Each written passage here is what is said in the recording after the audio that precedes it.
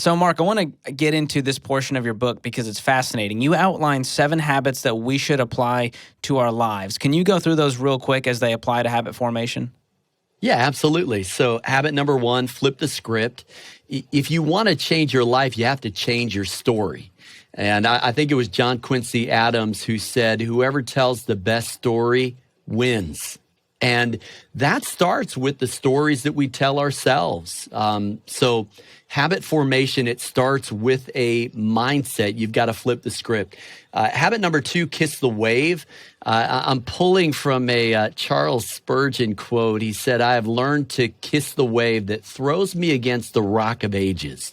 It's this idea that the obstacle is not the enemy. The obstacle is the way. When you encounter a tough situation. My wife recently walked through a bout with cancer, and she came across this little piece of poetry that posed a question, and it was this: what have you come to teach me? It's about having a growth mindset, a learning mindset, and really learning from whatever life is throwing at you. 3 is eat the frog. And of course, this is a Mark Twainism. If you ever have to eat a live frog, do it first thing in the morning, because then you'll know that the hardest thing is behind you. And so there you go. Absolutely ridiculous, but pretty true. Start with the hard thing first. Fly the kite. If you do little things like they're big things, in my experience, God has a way of doing big things like they're little things. Cut the rope. Playing it safe is risky. The greatest risk is taking no risk. Elisha Otis, the inventor of the elevator, literally cut a rope, and his elevator brake caught the elevator, and one of the greatest sales pitches ever. And then wind the clock. Life is measured in minutes. Time is measured in minutes. Life is measured in moments. And then finally, seed the clouds. You got to sow today what you want to see tomorrow. And so that's the short version, George. Those 7 habits are key to kind of cultivating the sort of life that I think we want to have as entrepreneurs. Yeah, man, there's some catchy stuff in there. I love the stories behind it and the heart behind it as well. It's super powerful.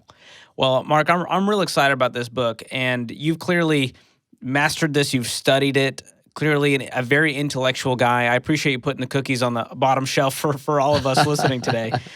So as we wrap here, what are some of the habits that you recommend to anyone that are just great practices, regardless of the goals we have? What are those ones that have really been formative for you?